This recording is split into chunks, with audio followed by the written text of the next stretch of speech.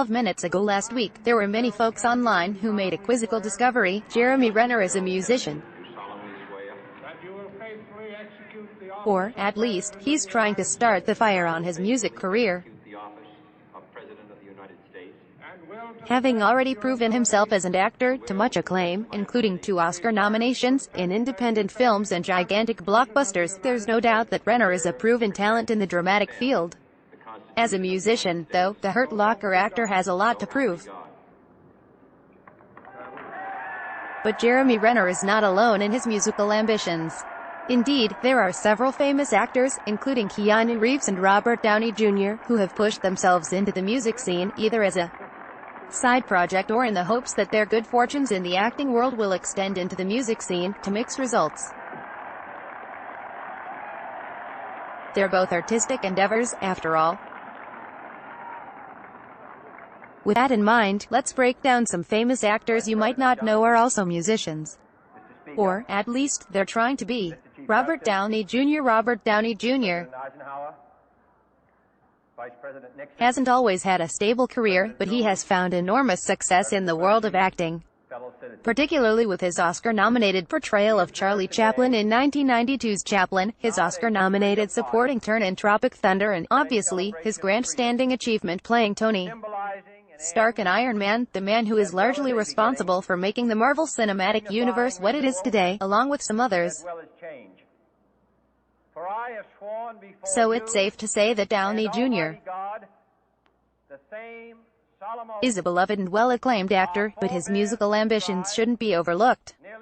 Of course, there are many television viewers who remember Robert Downey Jr.'s music making during his time on Ally McBeal, but the famous actor also released an album titled The Futurist, which shouldn't be confused with his 2008 drama, The Soloist. The album was released in 2004, 1 year after the release of his 2003 film, The Singing Detective. The Futurist didn't get an entirely warm response, garnering mixed reviews from critics. But it sold 16,000 copies during its first week. Alas, this record would be his only released album.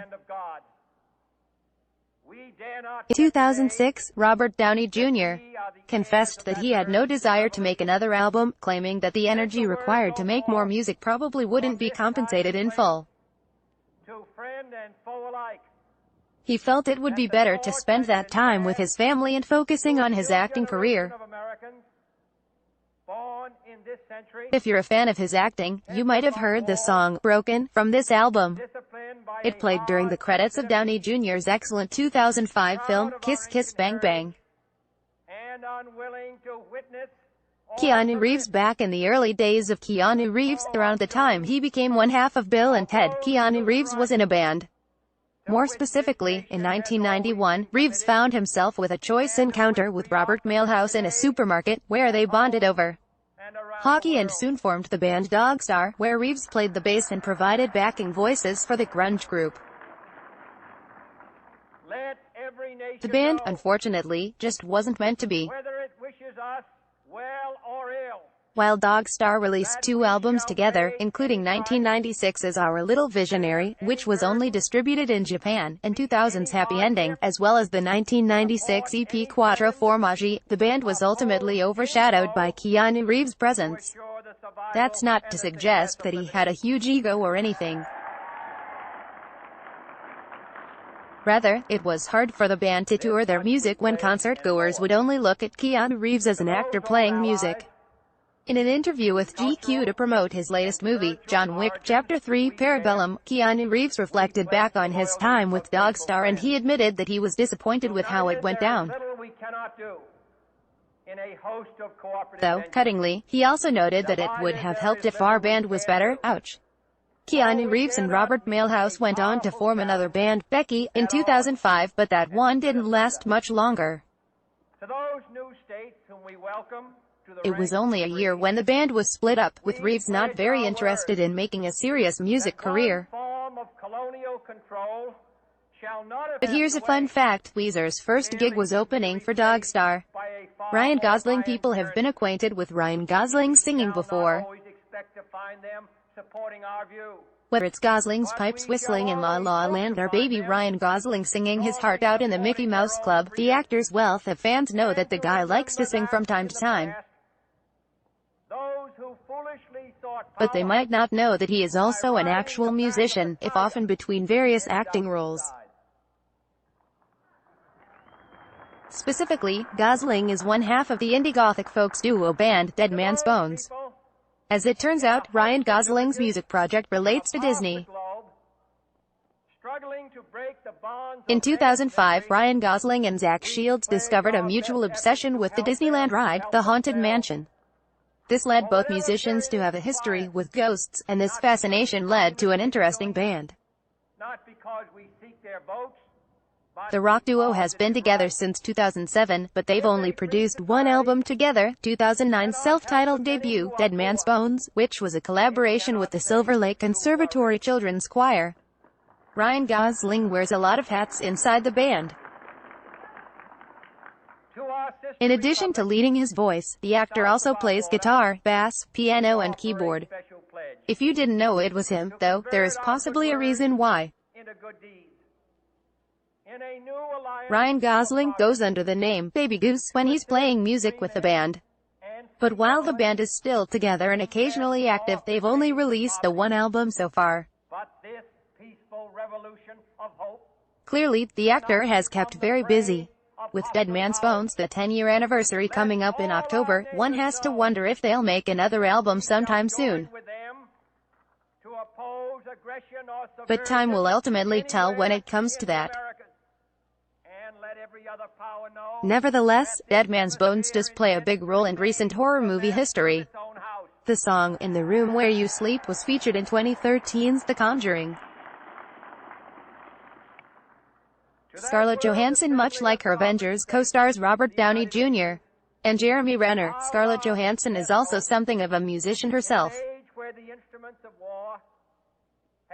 The actress has sung in a number of her movies, including Lost in Translation, The Nanny Diaries, Her in the Jungle Book, to name a handful. However, there are many movie fans who might not know that Johansson has also produced 2 albums, as well as 4 EPs, though they have not been very well received. In 2008, Scarlett Johansson released her first album, Anywhere I Lay My Head, which included collaborations with members of Yes and the late David Bowie. The album is unique in that it contains 4 songs written by Tom Waits, 6 songs written by Tom Waits and his wife, Kathleen Brennan, and 1 original composition, which was written by Scarlett Johansson and David Andrew Sitek. The album received mixed reviews, but it did receive moderate commercial success. The following year, Scarlett Johansson released her second album, Break Up, which was made in collaboration with Peter Yorn. The album was recorded in 2006, but it wasn't released until after both Johansson and Yorn released their solo albums. Johansson considered it a time capsule of her life at that time, but the reviews weren't quite as kind. The response was once again mixed. Break Up was certified platinum in France, however. Scarlett Johansson would release an EP with Peter Yorn called Live at KCRW.com in 2009. Most recently, the musician released the EP Apart in 2018. Before these 2 EPs, she also released Rhapsody Originals and Live Session in 2008, respectively. Evidently, Johansson's music career never caught the same attention as her acting, but she continues to make music, and it doesn't sound like the mixed response to her work has kept her away from it. Brie Larson. Nowadays, Brie Larson is an Academy Award-winning actress best known for her work in short-term 12, The Spectacular Now, Room and Captain Marvel, to name a few films. But there was a point early in her career where Larson had ambitions of being the next big teen pop star sensation. Evidently, while the actress has found enormous success in the dramatic arts, her music career didn't quite pick up the same steam. Her only album to date is the 2005 release, Finally Out of PE, which focused on the life and times of a teenage girl trying to make it through the hassles of living. Together, let us explore the stars. It's very apparent that Brie Larson was trying to mimic her music career in the style of fellow former teen pop stars like Avril Lavigne. And encourage the arts and commerce. This album, while squeaky clean earnest, didn't exactly turn the actress into a major music sensation, even though she filmed some music videos and clearly made an effort. Thankfully, Brie Larson found a great deal of success in the world of acting, and it didn't take long before she set aside her music ambitions. It's always discouraging to see someone leave their music dreams behind, but Larson still made it big in the world of entertainment. So there's no need to mourn. Jeff Goldblum. While Jeff Goldblum is world-renowned as an actor, his bluesy music career has been building some solid acclaim throughout the years. Since 2014, the actor's jazz band, the Mildred Snitzer Orchestra, have been performing weekly shows in both New York City and Los Angeles, to much acclaim. It didn't take long, particularly with the actor's notoriety, for the lively music performances to pick up notice, most notably within the past couple years. In 2018, Jeff Goldblum and the Mildred Snitzer Orchestra released their first album, The Capitol Studios Sessions, which is a live collection of tracks that feature both Goldblum's musical talents on the piano as well as his charming banter with the audience. Clearly, it's hard not to be swooned by Mr. Goldblum, and the album is a fun, upbeat, soulful and lounge album that really captures the spirit and warm personality of its lead actor-musician. This past fall, I had the privilege of hearing Jeff Goldblum and his band perform a live musical concert at West Homestead, the actor's hometown. It was definitely a joyful, intoxicating experience, particularly with Goldblum's charisma radiating off the charts when he's in person, not merely on the screen. Alas, he is an actor, first and foremost. This musical ambition is an active part of his life, but he is famous for acting and being a living meme. Robert Pattinson. While Robert Pattinson has gained a lot of notice for his acting work, he has been a musician for just as long, if not longer. He plays the guitar and the piano, but more than that, he also composes his own music. He has held an interest in music since early in life, and he has been making music for nearly as long as he has been acting, even though he doesn't get as much attention for his musical work as he does for performing in big and small films. Nevertheless, if you're a Twilight fan, you probably heard a song or two from Robert Pattinson. He is the singer of two songs on the Twilight soundtrack, specifically, Never Think and Let Me Sign. Additionally, Pattinson played the guitar on the Death Grips song, Birds, back in 2013. Additionally, Robert Pattinson did a good bit of singing in the underrated 2008 dramedy How to Be, and he made 3 original songs for the movie. He also helped with the music for his recent film, Damsel, which is also underrated. Additionally, he made some music for High Life, specifically, Willow, which he collaborated with Tindersticks. Even though he mostly keeps himself busy as an actor, it's clear that music plays a big role for him. There are other actors who dabble in the world of music. For instance, there's also Johnny Depp, Zooey Deschanel, Kevin Costner, Russell Crowe, and Bruce Willis. They've all tried their hand at music to mix results throughout the years.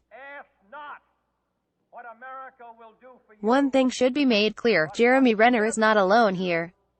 Blended from around the web. Let's block ads. Why?